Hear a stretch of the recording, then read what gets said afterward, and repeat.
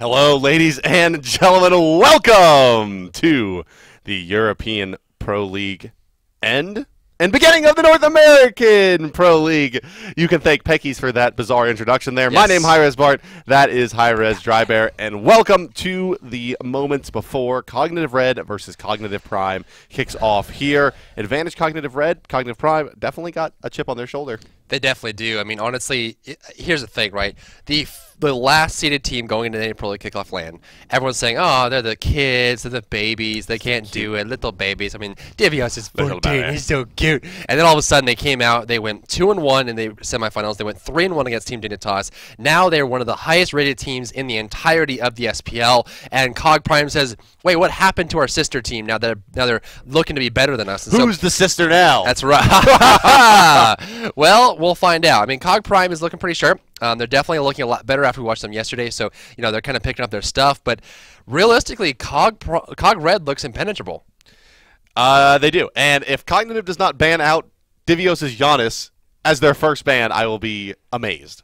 They're just gonna get up and leave, just be like, I'm done. Well, what else is there to say? The game's already over at that point. No losses under his belt on that god yet.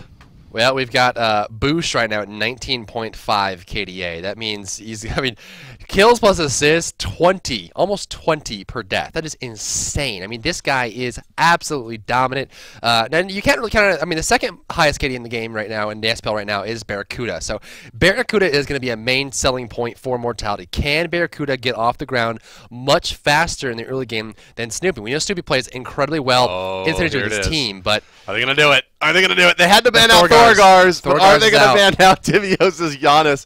Can you really take your first two bans and ban out Thor and Giannis when you are first pick? Maybe. Such a tough position against this team right now. No one has an answer to either of these two gods on these two players. Thinking long and hard about it. 8 seconds remaining to get this ban in. Andenster will elect to ban out the Circuit. Interesting. Well, Snoopy has banned away his own Apollo. But of course, that's a shot at Barracuda. One more ban to make here for Coast. Or I'm sorry, for Cog Red. Will it be banned here? Now, they could be looking to pick up Giannis, realistically. I mean, they do have first pick. No, they ain't going to ban Giannis. Oh, Cog might first pick it. But that's going to leave Rom Geb. So, actually, I wouldn't be surprised to see Cog Red ban Athena here and force Cognitive Prime into a very strange position. But also, Zhang Kui is available on the board. They're going to take Mercury out. We'll see if Cog Prime does pick up that Zhang Kui or if they will take Giannis away from Divios with their first pick. We shall see. I mean, I think there's a lot more depth there. I think Boosh's Raw is probably the better choice here just because, Giannis is handleable. I mean, there's ways that you can kind of react to Giannis. If you avoid the ultimate and get in his face, he has to run away a lot. Whereas there's more dual-faceted aspects of their characters like Ao Guang on Boosh or Ra on Boosh. Looks like going to be going is, but it's going to be probably the fastest double pick ever. That's going to be simple for Cog Red. They're going to take Geb Giannis. Oh, boy. Giannis and Geb locked in here. And it's great, right? I mean, Ionic is playing Geb as if he were an actual god in the real world because Ionic, the first day, went 3-0-11 on Geb. I'm sorry, I'm Sobek. And then the next day he went Geb, and he had, and we calculated out, it was like 25 assists per death kind of thing. I mean, yeah, he was just nuts. Insane amounts of involvement in team fights. And Ionic is just playing to such a high level that you get him his proper support, notably one of the best supports in the entire game, you're pretty set. So to be clear, guys, here, when we are doing the play-by-play commentary for this game, we will be referring to Cognitive on the left side in the blue trunks as Cognitive Prime or Prime. The right side will be known as Red. So their team names will be Prime and Red moving into this game. But continuing on with the picks, Prime going to take Hun, Bots, and Bacchus, and early Bacchus. Love it. We know that guards always defaults to Hoon bots after Thor. So they ban Thor, steal bots. We know Andenster can play almost any jungler in the pool. I mean, he's just so diverse in his god pool. With Ra stolen away, Boosh is going to go to his number 2, which is going to be Ao Guang. I mean, here's the thing, right? Cog Red is so, as far as picks go, simple. They pick their best character. If it's gone, they pick their next best character. It's literally just a methodical, mechanical thing. Oh, what's that? Ao Guang, a little bit of a counter pick to stealth, I think, there. Sure. Take that away from him. Not necessarily something that the Boosh is actually one of his signatures, so never mind. Ao Guang, Boosh on Ao Guang. It's amazing. Boosh on Ao Guang Divios. I mean, they have all of their kind of top picks right now. Osiris banned out by Prime here. They are heavily targeting Gars. What does Gars have left in the tank now? They're just banning every character. Counterpick his Hunbots, ban Thor and Osiris and Circuit. What does he have left? Well, there's, let's see, notably available Fenrir. Fenrir, definitely. Bakasura, Freya. Loki, especially. Definitely a good combo there. Nemesis. It's going to be Nemesis. It's going to be Nemesis. Yeah, that's what it's going to be. I mean, they can't really pick up anything else at this point. We know Gars plays a fantastic Nemesis. Yeah, especially if Omega looks for like a Vamana or something. It's got to be Vamana. If it's going to be that in the soul lane, Nemesis is so good. That's their carry potential. The question is, what is Barracuda going to play? I would like to see something fun. Little Cupid, maybe? Pick like an AMC. That'd be cool. Yeah, that'd be great. AMC stacking up really well versus Rom, who does more damage doing the same thing. Ooh, they're going to do it. Oh, do it. They're hovering on Freya. I love Freya versus Rom. It's one of my favorite counter picks. Because here's the thing. Rom is great at boxing, but he can't box Freya. There's no chance for Rom to box Freya at an equal skill level. I mean, you're going to be able to clear... Realistically, as long as Freya can survive the first 5 levels, Rom has no chance of getting a solo kill there because Freya does a little more damage than Rom, and then when it gets low, Freya's just going to go up there and do damage to Rom, force his ultimate, and Rom... It's a lot harder for Rom to hit his ultimate than it is for Freya. Yeah, and then so Snap pick Nemesis on the side of red as well. No surprises there. These are some very, very powerful lineups. Prime with a fairly non-traditional here. Hunbot's Bacchus combination is very, very potent. However, Vamana to carry them through the late game, and Freya to bridge that late mid-game period where Hunbot's also starts getting quite strong. So they're really only deficient in magic damage here. They don't have, I mean, Ra will need to build into that burst style for him with the stealth, but luckily for them, it's likely what he will be going. Probably Pen Boots into Warlock Sash or a Book of Thoth Rush would be our expectation for stealth. Well, you look at the lineup here for Cog Red. They don't have to do anything early. I mean, they've got Bush and Ao Guang, Divius playing Giannis. They've got Rom there. Nemesis can run in and kind of poke people, but they just kind of hang out and get that late game scaling. Now, they have to be worried about Freya and, of course, the Vamana together. Ra doesn't scale as aggressively as something like a Giannis would, so kind of wait for him to see. So, I think that the early game, we looked for Cog Red to be just kind of casually farming, waiting to see if there's opportunity, but not really forcing any engagements there. I think it's a great thing to look at between these two teams. But speaking of these two teams, I think it's a great time to introduce them. Yeah, let's go ahead and introduce your teams, ladies and gentlemen. The left side team here today, they are the blue team. They will be known as Prime. They are Cognitive Prime, of course. And let's take a look at their rosters here. Or actually, we'll be doing that in just a couple of minutes. Let's continue on with a bit of analysis here. Well, the first big piece of analysis sticks out at me is that all of Cognitive Red is sitting in their legendary skins. Yes. Black and gold for everybody. They come with their uniforms. Solidarity there for the young boys as they go up against the old men of Cognitive Prime. Of course, the age gap there, about 3 years between the two teams. So it's not like we have old man River over on Prime. Well, Omega, actually. He's not a young and is he? But it's the team fight seems on paper really good for Prime. Yes. Hunbots plus Bacchus plus Ra, Freya, and Vamana do damage into the fight. But they're fighting into Ao Guang and Geb and Giannis, which is superior at doing the same thing. Yes. Very much so, and I think that's going to be really hard to deal with, right? Especially since Eonic is on Geb. I mean, Geb has that kind of presence early game, mid game, and especially late game with initiation. So, they really have to see if they can slow down. And here's the thing: I think Cog Prime understands what we think as well, is that if you can shut down Gars early, you have a good chance of taking down Cog Red. So they ban Thora. They ban Osiris. They take Hunbots and they ban Serket. They're like, "Hey, Gars, what you gonna do?" And he picks Nemesis, and Nemesis is a fantastic character. In fact, Nemesis is definitely a high-played character for Gars, but it's not really the same kind of style that Gars likes, the kind of swoop it and change the fight kind of thing like Hunbots or Thor. So that's what he likes. He likes interrupting the fight with big AoE and interruption, CC, high burst damage. Nemesis is more like, I'm going to come in, focus one person, and try to burst them down. It's more of like an assassin-style jungler with more warrior-esque elements to it. Sure. But, we'll see what Gars can do. Now, he still has Ao Guang in the mid lane to rely on. Bush is going to sit there and throw out those ultimates and hit them every single time. We know that Divios is going to be able to pop an ultimate from the soul lane. Divios on Giannis very good at rotating over because he can portal through walls with the ultimate joining the fun. They're very mobile. And do burst, the wiggle and the portals both make most of those mages very mobile. And the thing is that Nemesis has some kind of hidden synergy with the Ao Guang and Giannis style of God, specifically Ao Guang in the double dash, right? If it's on the ground, she can aggress very, very deep into a fight with the ultimate, giving her extra run speed, and then dash back through the tornadoes, and it's almost impossible to pursue her at that point. But we are moving into game now, ladies and gentlemen, so we will introduce your teams. Let's take a look at the blue team defending the Titan of Order. It is Cognitive Prime. Let's take a look at their roster here, and now... And here they come. Omegatron will be your soul laner on Vamana, far left side of your screen there. MLC Stealth will be your mid laner, and he's going to be playing the one and only Ra. Andenster in the jungle as Hunbot's Barracuda will be your hunter role here, this time as Freya, and Jeff Hinla the Swindler as the support Guardian on Bacchus. Cog Red, your enemy team here, the sister team against Cognitive Prime. Let's introduce them as we go into this matchup here. Of course, we're going to see on the left side, Divios, 8.0 KDA. Going to be within solo lane. He's going to be playing Giannis, of course, the boost with the highest KDA in the entire SPL, 19.5, just barely over Barracuda. 10-1 and 19, amazing plays. He's playing Al Guang in the mid lane. We've got Snoopy on the hunter role. Going to be playing Rom this time around, which he was very effective at the most recent LAN. Eonic, 3-1 and 28. He's been playing the support role with Geb, and of course we do have last but certainly not least Gars on that Nemesis, so definitely a strong lineup for Cog Red. They got pretty much everything they wanted minus that Thor, of course, and we'll see how they can utilize the Al Guang as a different selection here for Boosh over the Raw, which they seem to like a little bit more. Look at the start here, so that very strong, and this is going to be a trend here. This ward in front of the solo, on the right side, of course, in front of the movement speed buff, that's going to be there almost every single game. You just don't want any invasions or people invading on the blue. It's a great place to put a ward. It's going to cover everything. 2 wards out. I mean, we've seen huge disparities in the amount of wards teams have put out. This time it's going to... Oh, no, there's a third. It was being hidden by Bacchus's large, lovely face there. But this one ward off the backside of orange buff is becoming more and more of a necessity when you're over on this red side, I think.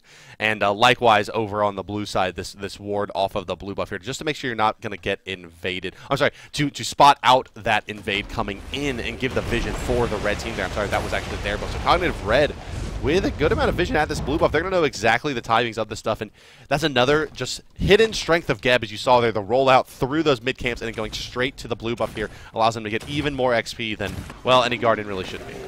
Well, right now we're going to see the blue buff started up here. Bacchus and Freya coming through. Mid lane pushed up pretty heavily. It looks like he can get a heal off. Just getting a push for the aggressive push on the side of MLC Stealth here. Solo is now grouping up with the jungler Answer, forcing the envelope here. See if he can clear out. There's the Umbrella Wing as well as the Unstable Vortex. Going to hit one ranged minion, but the push on the side of Cog Prime. Prime, they seem to have the better, at least, of this solo lane for now as well, as Divios and Gar's not really online in terms of clear potential yet this game. Oh, Eonic going to get knocked up here, and he's going to get burped on and take some damage for his trouble. Barracuda and Jeff Hinla combining for a lot of damage over here in this duo lane. And it's just what Freya does so well. We've seen her the last couple of games in the solo lane doing the same kind of thing, using that pulse to just do so much damage in the early stages. But this time it's going to be Cog Red getting the better of them, pushing the tower into the wave. We see Barracuda clearing the wave, using that flame, or that little pulse shot there. And again, Freya's only weakness is going to be those first 5 or 6 levels where you don't really have the push to kind of contain the wave going back over the tower. Snoopy, of course, is going to use that Astral Strike to make sure the wave is always aggressed upon the tower. You know, gets the shockwave on top. Belgica's coming out here, but here's the thing. I mean, you got Rom and Gab together. I don't see Cog Prime actually getting enough aggression out to do anything against Cog Red in the first maybe 5 minutes. You that early think, oh, well, let's take a look here at this orange buff invade.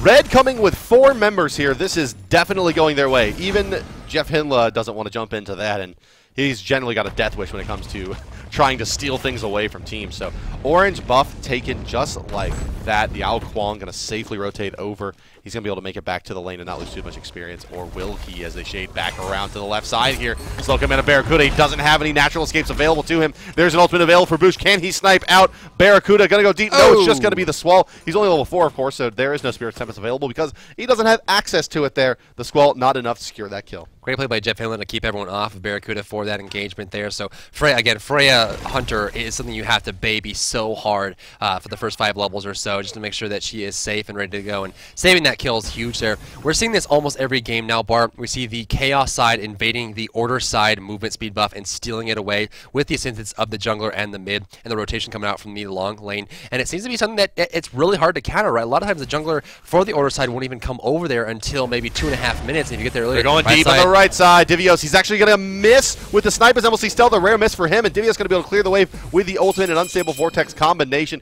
getting out of a sticky situation there. And it all started with a missed Umbrella Ring from Omegatron. Had that hit and the slow come out, it would have made the positioning for Hunbots even better. And now Gar's a little bit of trouble. He uses his first ultimate, doesn't get anything out of it, and has slowed down his farm considerably with the amount of damage that he took, forced to go back to base.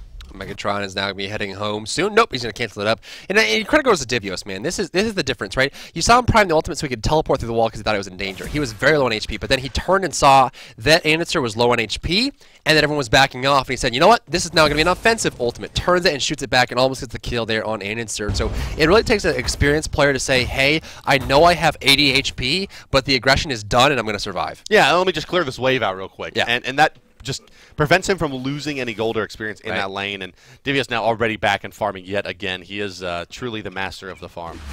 Well, he's holding on to it hard. It's just a matter of time before he starts buying Midas boots, I think, on top of his pen boots.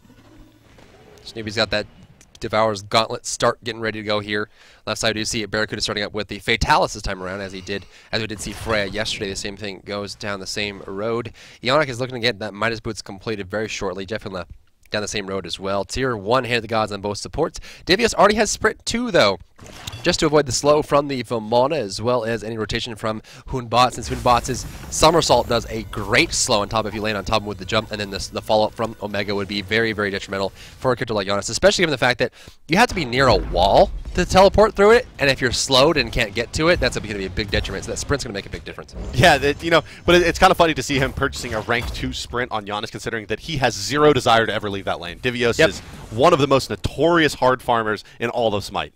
Is just to prevent him from dying. I mean, if he can't get to the wall to teleport, he's going to die through and through. And of course, then, if he gets close to the wall and he's slowly getting there, Hoonbots, played by Annister, can actually force him away from it with the fear, and then he just will never get a chance to teleport away. I think that's really just the main issue that he's facing with that Sprint 2. 5 minutes into the match, we can see the mid camps are about to spawn in just about a minute or so, about a minute and 20 seconds, waiting for that to come back up here on both sides of the mid camp. The goal theory is standing. Wards are standing tall here. So many green eyeballs, great to see there. And when we see Belch of the Gods coming out from Jeff Hindla, going to force him out of the fight. But so far, it's steady as she goes. Yeah, and Garz is on his Nemesis here, is basically even with Andy. They're a little bit ahead, of course, on that orange buff invade. And this kind of goes back to a couple points we made earlier about Nemesis as well, is that even though this isn't one of the gods you think about as one of Garz's top gods and top gods to look for him to play, Nemesis, I think, is probably the easiest jungle to play at high level as a pro player. Like, if you already are good at the game, right, you can take Nemesis, I think, into the jungle pretty easily. Sure. You can't miss her spells, really. She's just very position independent. If you have a good game sense, you can be effective with her. And I think that Garz should have no problem remaining very effective here. They're going to steal yet again. The ultimate's going to be used here. Alcor Tornado's coming out, though. Jeff Hindla going to fight in. The Meonic surviving somehow. Spirit Step is coming out. It's going to do a lot of damage to Hindla. Can Garz and Boost chase him down? Here comes Garz. 1, 2, 3. And yes, the Garz secures a kill. Now it's Anderson going to turn on. Garz going to get a double kill on the back of this. Here it is, coming in. One more hit. Garz with a double kill now, going back through. Boost's Tornado trying to save himself. Stealth rotating in. Garz looking for the escape, but it's not going to be so. His Stealth is here. Snoopy's going to chase down Barracuda. 2 more auto attacks. Down he does go. It's a lot of kills in favor of Red, though. 3-1 on the exchange. What a great fight for Cog Red. They were there right when the movement speed buff had been respawned. They double hogged it, got the clear, and put it on the ground. Good reaction from Cog Prime to be in position as the movement speed buff did respawn there. But again, it was just more and more good plays. We saw a really strong Tornado and ultimate from Boosh forcing him away. We saw Garz actually getting on the right target. But the reason I like Cog Red is they're very dynamic in the way they play. They're able to adjust their strategy where some of the other teams are more rigid. Once they stick to a target, they stay on it. Whereas Garz is like, oh wait, Hindla's low now. Let me disengage off Vanister, go for Hindla, and they got the kill there. Can rip right back. And I like the fact that the second Hindla went down, we saw Garz double dash backwards and find the kill on Annister with a jump on cooldown. They're so good at communicating and focusing the right target in time during the fight that allows Cog Red to excel very quickly here. It was a good rotation. Snoopy was able to get the kill on Barracuda on the back end there. So, yeah, it just seems like Cog Red has their stuff together. Yeah, the young-ass men. Good job there. And, well, really about the best I could ever hope for in that fight there. I got a double kill on my jungler, and MLC Stealth picks up a kill. Everyone getting happy there as my fantasy points continue to rise as I look to take over hi-rez Dan with his superior points at the moment. But hi-rez Andy, of course, with the E-Sports team, who's winning against all hi-rez members. Dan in second, I'm in third, and it's looking up for me. This game looks on the up and up. If you are just joining us, guys, nearly 8 minutes elapsed here. This is game number 3 of the day, the first game for North America. One more game to follow this one. This one is Cognitive Prime versus Cognitive Red, a team kill coming out. 3 kills to 1 in favor of Red, gold-wise. 2K in favor of the boys in red on the red side of the map, and 4,000 experience to their side as well. Gold Fear standing. Cog Prime is grouping up here, looking to take something in their name. Look at the gold numbers, like you mentioned, 2,000 in favor of Cog Red. 3-1. I mean, a double kill on Gars is tough, right? I mean, we talk about this all the time. Gars is one of the best junglers if he's playing from ahead, and one of the worst junglers if he's playing from behind. So the key is putting Gars in a tough spot from the early get-go. And if you can't do that, you have to deal with this very, very intelligent, hyper-aggressive jungler that's going to be in your face 24/7. That's what they have here with Gars. 5,000 gold to his name. That's going to be the most in the entire game. In fact, Gars is skyrocketing in the farm. Now starting up his Jotun's Wrath. Going to be able to do that. Looks like he's not going to be rushing the Chin Sais as we did see last game. The rush will come out a little bit later. There, of course, Chin Sai is more expensive since the last patch. Omega's been going for the Heartseeker in the short lane here, looking to go up against Divios for more damage, but Cog-Red is looking sharp. It feels dangerous to me. Even though Mamana's pretty resilient, like, it's still Giannis, right? Like, at the end of the day, that's a lot of damage to just say, I'm going to build a Heartseeker into that. Oh, no. Barracuda gets hit by a flank there from Ionic and forced to ult. Surprisingly enough, I don't know why he decided to ult there. I'm not sure how that forced out the ultimate there. I wasn't entirely sure watching that happen. I guess he thought there was just a lot more coming in on the back of it. Maybe he thought the Nemesis was there. I don't know. Maybe he just like, God dang it, Ionic! Get out of here! Just flies up in the air and shoots on him, just poops on him. But yeah, it was a very strange reaction there from Barracuda. Maybe the nerves are getting to him. But you know, with the second highest KDA in all of SPL, you got to know that he's ready to go. Mid camp's being contested here as Hinla gets the initiative. Tornado on the ground. He's a little blocked up here. Jumps away, but does have the tornadoes on top of him. The heal from the stealthness will keep things alive. Rotation coming out here. Look for the squall. There's the Nemesis ultimate. They're committing. They want Nemesis stealth. Up and there goes Rom. The bomb's gonna come down there. There goes ultimate, forcing the fight away from Gars. Ultimate coming out from Divius. Well, through the wall he goes, looking for Hinla. Not gonna find it. The gold fear is available though. Barracuda rotating over, and he's be careful in his position. But here comes Omega from the flank. Needs to slow on top of Divios. Gonna find it. There's a bunch of guys. There goes the hit from the wave. Gonna clear him out. And there goes the kill on Divios. Over the belly flop goes Hinla. Now looking for Boosh. Ionic dropping low. Good hit from the squall as well. Omega goes down to the 3-man banish as well. Anderson wants the fight here, but he needs to get out. He's so low. The hit from Raw might be enough. Snoopy might get a kill on Anderson. They're gonna get it. And now Ionic very, very low, but Cog-Red with the 4-for-1 exchange. Beautiful play and engagement, and that was in their own jungle. Cog-Red says, you know what we're going to do? We're going to 5-man your orange buff on the third spawn. They 3-manned it on the first spawn, 4-manned it on the second, and 5-manned it on the third.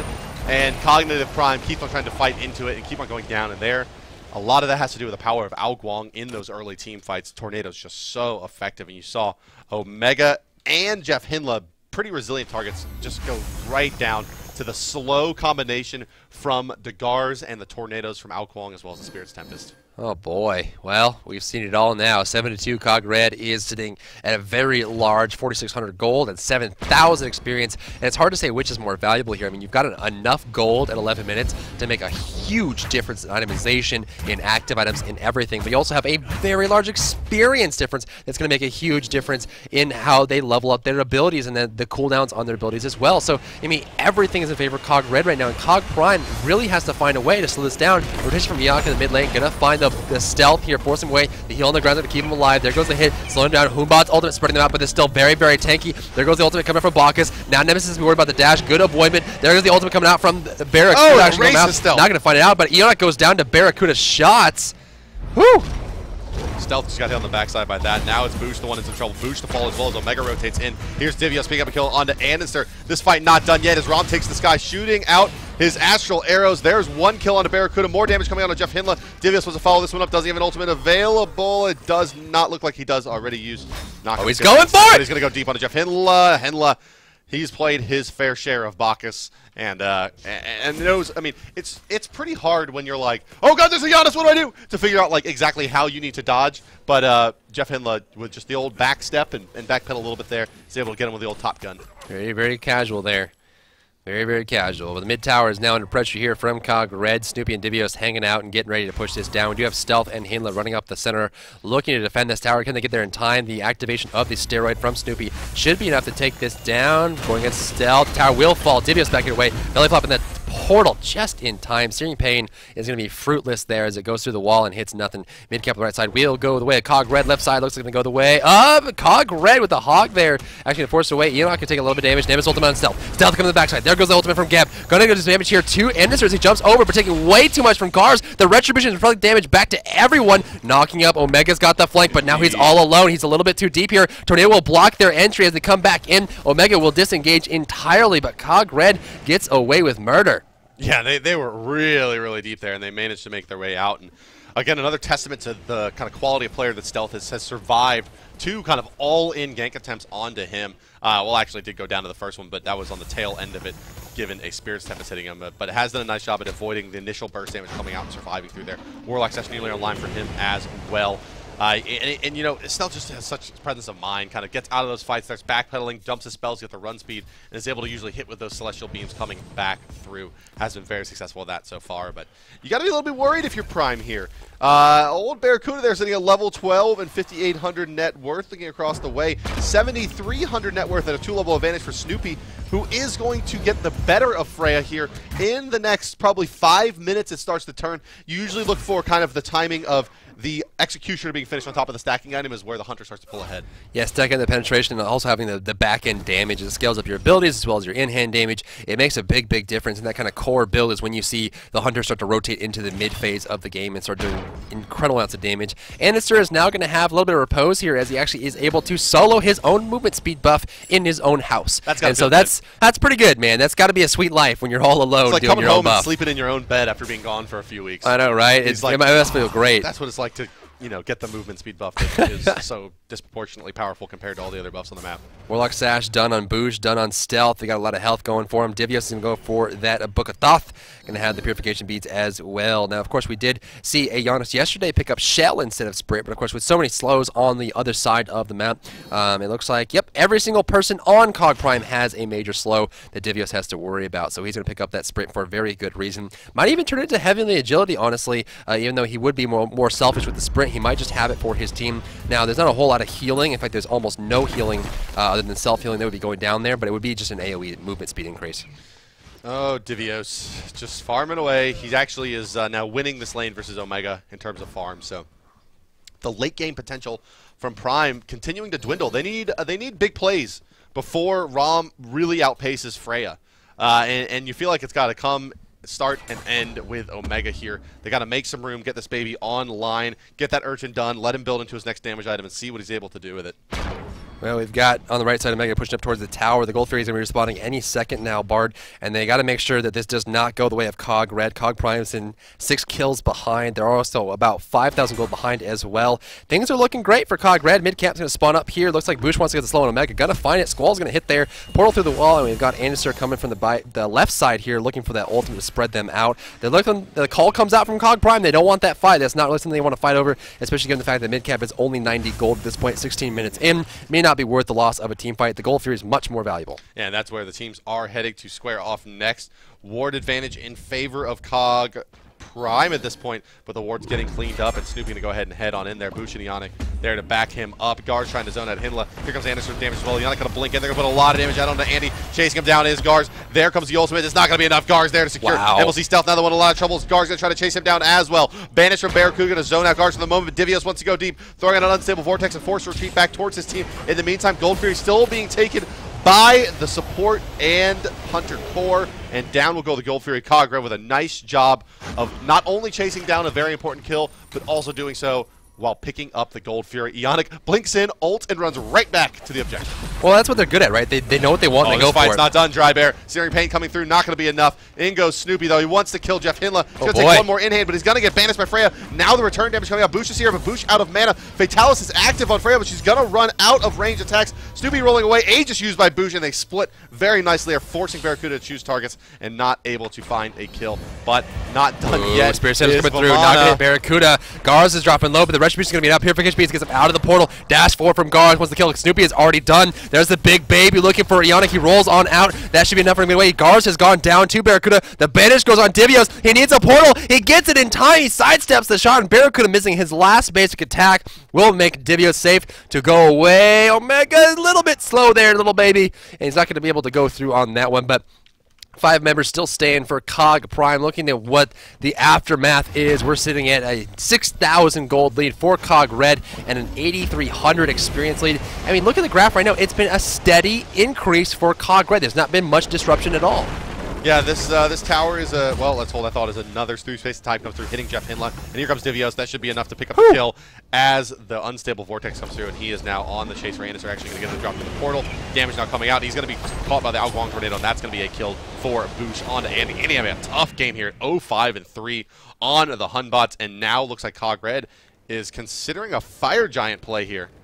Fire Giant is available. I mean, with Hinla down, there's no Hog 3. Anister's not going to be there either, so no ultimate. Anister's 0-5-3. Shout out and rest in peace for all fantasy owners there. Not having a good game this time around. They're focusing very heavily, and that just comes down to Gars. I mean, Gars is playing Nemesis the way Nemesis is meant to be played, a single target focuser, and they've decided that Anister is going to be their target, and it's not a whole lot you can do about it. We see Snoopy throwing out those Astral Strikes, trying to slow down Stealth. Not going to find it, but, you know, honestly, with a Fire Giant buff, that's enough of a gain. Yeah, what? I mean, this is getting pretty dire here. Andinster, you know, he's forced to build into Shifter Shield. It's a standard opening for him, but normally you're building that in because you're ahead and you're going to get more ahead and become resilient before you get your crit. But now it's kind of a forced defensive item. It feels like instead of that kind of, I'm ahead, let me buy this sweet item that's going to make me more ahead.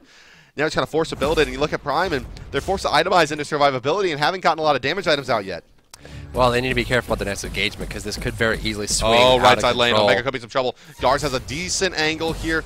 If they like to ult, his sprint is down. They could knock down. They're committing. Ult coming out. Here it comes. And no, they're actually going to force the big baby ultimate. Probably didn't need to trade the Nemesis ultimate there. Probably could have baited out that ultimate from Omega without it, but they're going to continue on over here. It's a 3v2 for now, but Gars Divya is just so powerful. Well, here's the thing, right? I mean, you see Boosh, he decided, hey, I'm ahead enough, and my team has enough damage. I'm going to buy this Divine Ruin. It's going to shut down the healing from Stealth, also going to shut down the healing from Omega. So, you know, you're realistically looking at a hard counter for what they're going to rely on to stay alive. I mean, if you're playing from behind and you're trying to get teamfights going, you're going to need that healing to avoid the poke damage coming out from Cog Red. And with the Divine Ruin, and of course, you know, any kind of countering going on there, it's going to be really difficult for them to do anything. Ionic has the Stone of Gaia done. He's almost unkillable at this point. He's got his Blink, and once that Blink is at Blink 3, he's going to be initiating non-stop on Cog Prime. So Cog Prime has to look for the pick here. Split push from Cog Red. Tier 1 on the left, Tier 1 on the Omega. right, and pressuring Tier 2 as well. Omega going to take some harassment on the right side, but I don't think they're going to dive him here. A 4v3 as well on the left side, but they get a lot of damage out of that split push. And Vamana doing what he can to keep them out of, you know, really being able to pressure this Tier 2 on the right as well and split the map up too much. It has been enough to draw Andinser over to this side, and Gars is roaming and looking for him as the ward has spotted him out. We got Bacchus defending the left tower, but he doesn't really have the push to keep it rolling right now. We got 20 minutes into the match. Ionic is running forward. Here's Barracuda, tornado on the ground. Oh, wow. That's an ultimate for you. Not done yet. Stealth jumping on top here. Look for the portal. Portal's on the ground. There's the steering pan on top of Mega. They're looking for the kill. The portal will get him out in time. The slow from Gars. Huge slow from Ra, though. Not enough to commit to this one. There's too much healing going on. But in the meantime, Tier 2 tower has gone down. They're looking for Hinla. The tornado's on top. He's taking too much damage. He's going to fall. The Phoenix is dropping low as well. Barracuda wants to find Ionic, but he's just so tanky. And with the generation of the Fire Giant buff plus that sort of guy, he's going to be going right back up to full. Right side Omega. Back into Omega. Gars just won't quit. Divios just is so wily continuing there. Left side Phoenix does go down. Not sure. It looks like they want to pressure into Freya and maybe take the base here as well. Right side, though, it's still a slugfest between Gars and Omega, but Fire Giant buff, of course, going to make him come out on top. Now the team going to swing around to mid. They've gotten a lot on the back of that Fire Giant. 10,000 gold, 15,000 experience now the lead for Red, and they're pulling further and further ahead of Prime, who is looking like the weaker of the two teams. Well, I mean, look at that. I mean, you got two fights going on left and right, and Cog won both of them. Cog Red won both of them, just because Prime was sitting there trying to defend both, but they're behind in golden experience. I mean, you can't split your forces when you have the weaker force, because all of a sudden, the small aspects that are stronger on Red are going to be that much more noticeable because you're in small numbers. And so you saw the right side winning, the left side winning. Prime really has to fight for their chance to get this Gold Fury. They don't really know that no one's here because they don't have vision, but they're starting it up anyway. They know that Ionic's far away, though. That's the only thing that they do know. Snoopy gonna get stunned out here by the Belch. Oh, ultimate coming out. Can they get there in time? A lot of portals coming through. It's hard to do anything when there's a Giannis who can teleport across the entire map. Looking for Omega to slow down the Astral Strike. Gars is forcing it out here. His ultimate is on cooldown. Looking for Anderson. Jumping over the wall. Gonna be escaping that one. Here comes Boosh. Looking for a slow on Omega. Not gonna find it either. Whew. Yeah, Cog Red extends a little bit too far. They probably could have fallen back and taken this Gold Fury a little easier. It's going to be tough for Cog Prime to initiate into them, given the Fire Giant buff, but here it comes. Red will get the Gold Fury, and Hinla will fall just like that, and this could be the final nail in the coffin as porting forward aggressively as Divya slowing down Omega as well. The rest of the team of Prime justified to the left side of the lane there. It's the death throes of Prime here as Red's coming rolling down literally on the Geb in the mid lane. One Phoenix down and not back up for some time. Mid in some trouble, but Red looks like they're going to play the patient game and wait for this Fire Giant to respawn in about 20 to 30 seconds here. Well, it's looking sharp. The Phoenix is coming up pretty shortly. The Fire Giant is going to come up shortly as well. And here's the thing. They're now defending this lane that's across the map from the Fire Giant. They have no control of how far they get over there. The vision does seem to be pretty much in favor of Cog Prime, but Cog Res coming back out of the base with more wards to place down. They'll be able to do a lot with it, certainly. Look at the itemization here. You can see that Rage is done for the Snoopmeister. We've got Boosh about to finish off his Spear of the Magus, but we have a Witchblade done on Gars. I love this choice. It's going to counter both Inister, Omega, and Barracuda, all that rely heavily on attack speed. Slow on Omega and force him out of the fight. Enoch is pushing forward here with the ward vision control. They have full map control and vision control of the Fire Giant area. That Phoenix on the left side still has yet to respawn, so Cog Prime is in a pretty much cut between a rock and a hard place.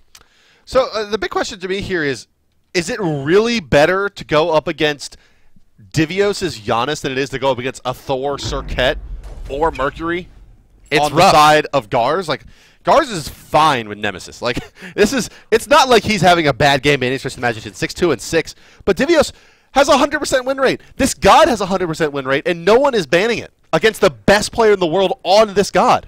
Well, here's the thing, right? And one thing that's really important to mention about Giannis that's beyond just his burst damage is what happened to the Gold Fury before, where they were out of position, they portal across an entire map and got to the Gold Fury in time, just because his positioning on that ultimate there. Blinking on the Ionic, going to find initiation here, going to find MLC Stealth, forcing him back away. Gar's looking for an ultimate on the right target here. Bog's ultimate, Omegatron up into the big baby form, looking for Snoopy. Snoopy dashes away here. He's got the sprint as well. Omega can't get close to anyone. Anister's already dead, looking for Barracuda. Barracuda going to fall as well. They're too scattered. Prime does not have a plan here. There's no strategy going forward. Omega's just running in circles. Omega dropping low. He's going to get bursted. Himla's going to drop as well. They're going to find him on top of everything else. There's a Rom Snipe. Stealth is the last remaining member of Prime. The Fire Giant is still standing. They might want to pick him up here. They're still chasing him down the threshold. They're diving the Phoenix. Stealth is in his own home, and he's not safe. The slow, the silence, the damage, the burst. Stealth is going to fall. They have lethal. Oh, the in-hand from Geb takes the kill away. Fantasy owners around the world rejoice if you own Ionic there. A great kill for him, but that's a victory for Cognitive Red over their sister team of Prime. And Prime still looking for that elusive victory over the young boys of Cognitive Red. And once again, got to go back to that point we were talking about earlier. Is it really better to face Gar's Nemesis and give Divios that Giannis over going against the Thor? I don't think so.